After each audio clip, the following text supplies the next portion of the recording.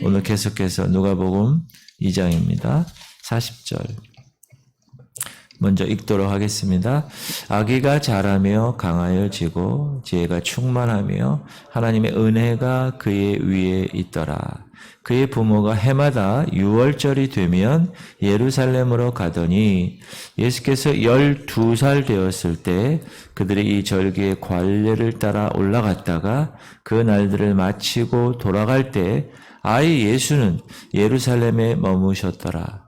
그 부모는 이를 알지 못하고 동행 중에 있는 줄로 생각하고 하룻길을 간 후 친족과 아는 자 중에서 찾되 만나지 못함에 찾으면서 예루살렘에 돌아갔더니 사흘 후에 성전에서 만난 즉 그가 선생들 중에 앉으사 그들에게 듣기도 하시며 묻기도 하시니 듣는 자가 다 그 지혜와 대답을 놀랍게 여기더라. 그의 부모가 보고 놀라며 그의 어머니는 이르되 아이야 어찌하여 우리에게 이렇게 하였느냐. 보라 네 아버지와 내가 근심하여 너를 찾았노라. 예수께서 이르시되 어찌하여 나를 찾으셨나이까. 내가 내 아버지 집에 있어야 될 줄을 알지 못하셨나이까 하시니 그 부모가 그가 하신 말씀을 깨닫지 못하더라. 예수께서 함께 내려가사 나사렛에 이르러 순종하여 받드시더라. 그 어머니는 이 모든 말을 마음에 두니라. 예수는 지혜와 키가 자라가며 하나님과 사람에게 더욱 사랑스러워 가시더라. 아멘. 할렐루야.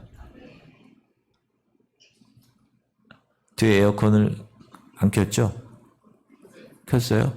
에어컨을 좀 끌까요? 기침하시는데.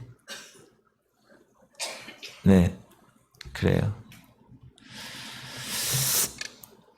이제 베들레헴에 태어난 아기 예수 그분이 자라기 시작합니다. 자라는데 어떻게 성경은 이야기하느냐? 아기 예수가 지혜가 충만하고 강하여지고 하나님의 은혜 가운데 자라고 있다. 이렇게 얘기하고 있어요. 오늘 본문 주신 말씀은 예수님이 12살 때는데 유월절을 지키기 위해서 엄마 아빠를 따라서 예루살렘에 올라가셨을 때 일어난 일입니다. 12살이면 몇 학년 정도 됩니까? 8, 9, 10, 11, 12. 한 4학년, 5학년. 그렇죠? 5학년 정도 되네요.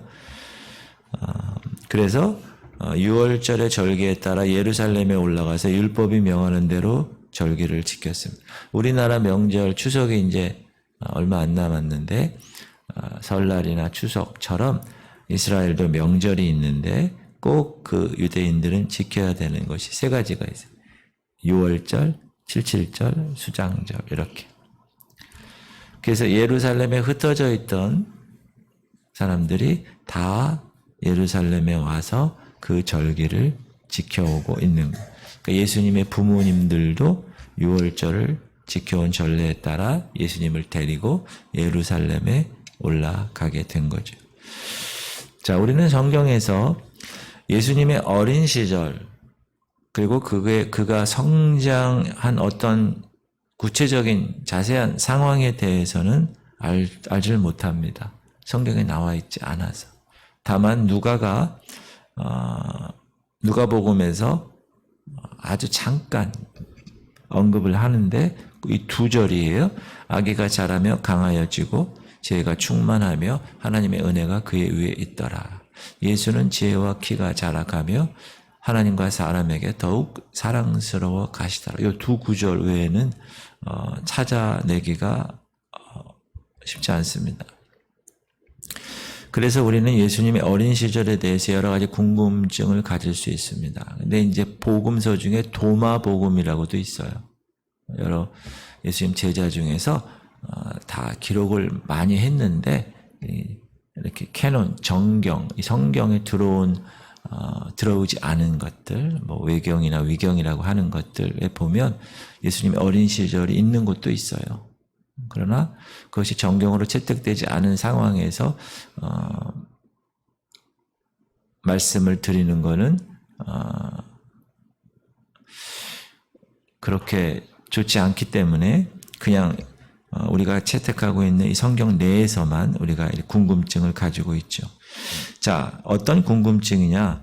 말씀이 육신이 되신 예수 그리스도 그분이 어린 시절에도 하나님으로서 지혜가 갖고 계셨는가? 지혜가 있으셨는가? 그리고 과연 어린 그에게 하나님으로서의 능력을 소유하고 계셨는가? 그런 것들 있죠. 또 예수님은 자신이 말씀으로 계셨던 하나님이심을 알고 계셨는가? 어렸을 때 인류의 구주로 이 세상에 오신 일에 대해서 알고 계셨는가? 어려서부터.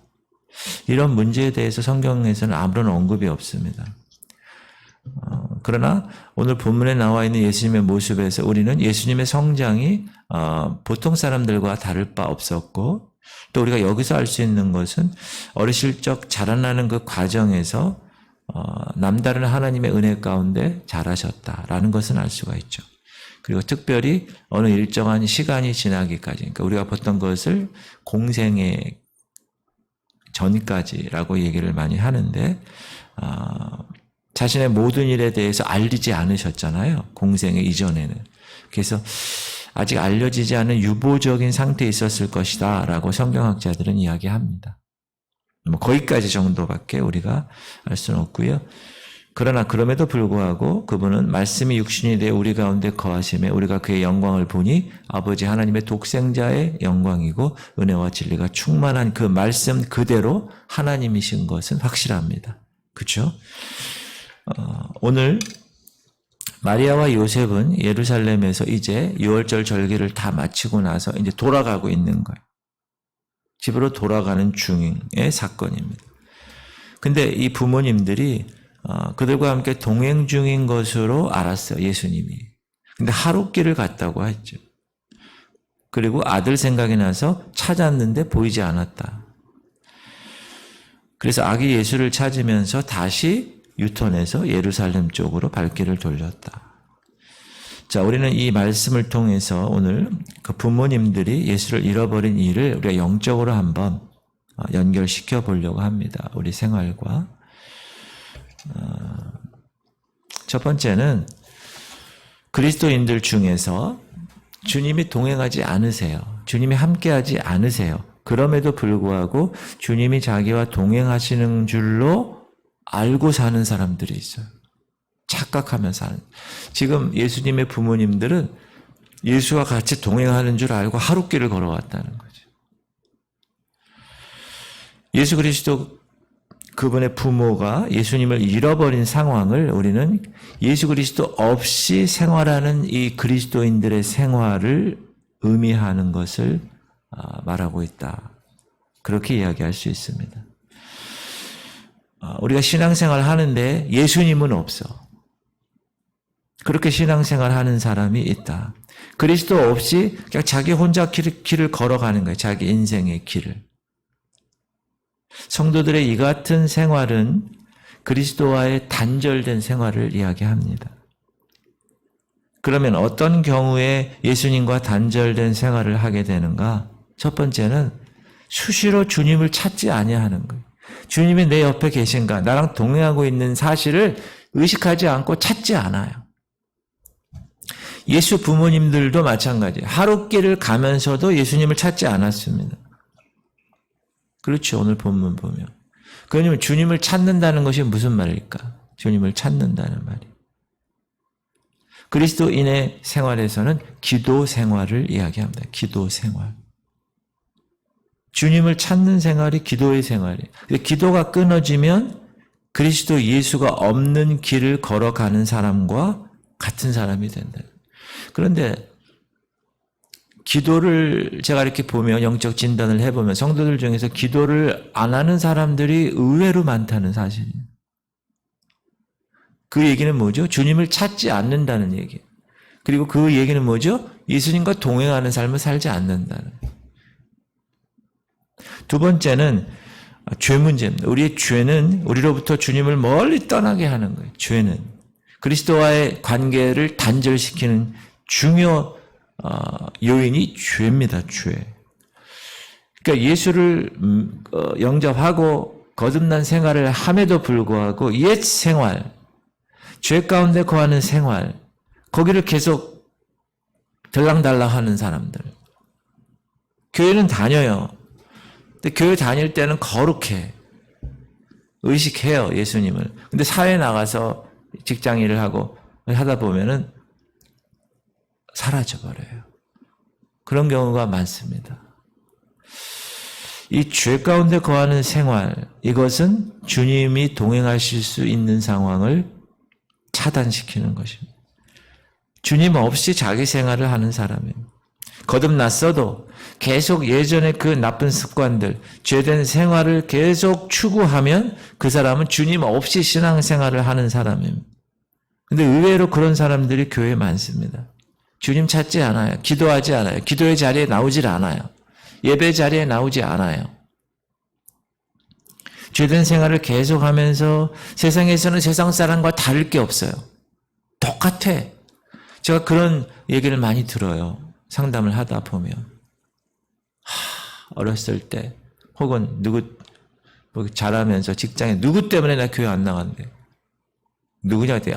나중에 알고 봤더니 교회 장로고 교회 집사였대. 근데 세상 사람보다 더 했대요. 이런 얘기가 많이 있잖아요. 여러분들 많이 들으셨을 거예요. 그런 사람들이 뭐냐? 주님이 동행하는 줄로 착각하는 사람들입니다. 성경 들고 다닌다고 해서 일주일에 한 번 교회 나온다고 해서 주님이 나와 동행하시고 함께 하시는가? 그렇지 않을 수도 있다라는 사실을 꼭 기억하시고 기도의 자리에, 그렇죠? 예배의 자리에 죄된 옛 부대를 다 버리고 새 부대로 갈아입고 옛 생활을 다 깨버리고 새 생활, 옛 사람이 아니라 새로운 사람의 생활을 우리가 변화가 되면 그 변화에 대한 매뉴얼이 있어요. 그 매뉴얼대로 살아가는 거죠. 그 매뉴얼대로. 우리가 어느 공동체에 가면 그 공동체에 신조가 있잖아요. 해병대 가면 해병대 신조가 있고, 그렇죠? 어느 조직에 가면 그 조직에 대한 규율이 있어요. 룰, 법이 있잖아요. 따라가듯이 우리가 거듭났으면 거듭난 사람들의 룰이 있어요. 그게 뭐죠? 하나님 말씀이죠. 말씀.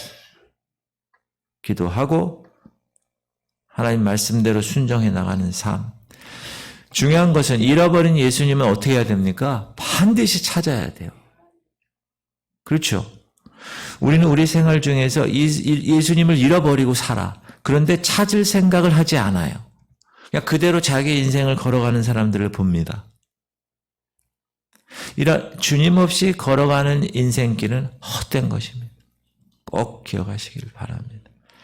예수님의 부모들처럼 유턴해야 돼요.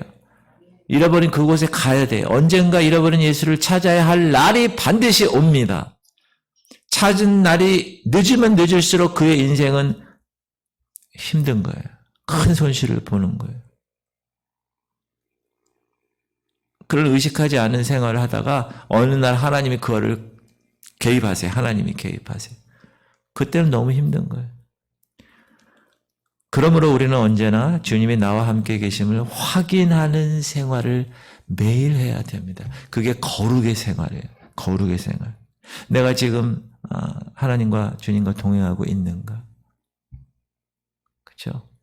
어느 목사님 그랬대잖아요. 걸어가다. 한 손은 이렇게 하고 걸어가. 한 손은 예수님 손잡고 주님 손잡고 가네. 주님 손잡고 가네. 매일 의식한다고. 예수님의 부모님들은 주님을 잃어버린 줄 알고 이제 친족과 아는 사람 중에서 찾기 시작했다. 어디서 잃어버렸는가? 장소.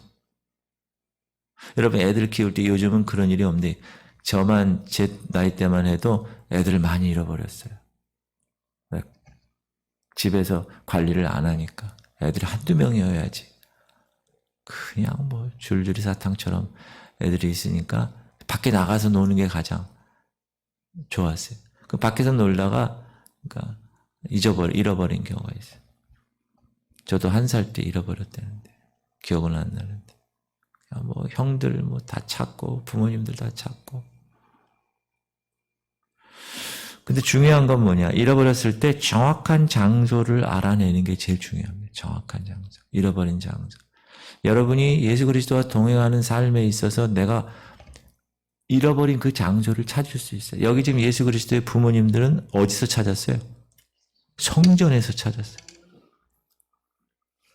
사랑하는 성도님들, 주님이 계시는 곳은 성전입니다. 그는 사방에서 찾아 헤맸는데 결국 예루살렘 성전에서 찾은 거예요. 하나님이 이렇게 말씀하십니다. 너희가 온 마음으로 나를 구하면 나를 찾을 것이요 나를 만나리라. 분명히 구하라고 그랬어요. 찾으라고 그랬어요. 뭐죠 이게? 기도한 말이에요. 기도. 그를 향하여 간구하는 것입니다. 그리고 그분에 대해서 여러분이 어떻게 알 수 있어요? 하나님 매뉴얼을 주셨잖아요. 성경을 통하여, 말씀을 통하여 알 수 있죠. 그분은 말씀이세요. 그렇죠? 태초에 말씀이 계시니라.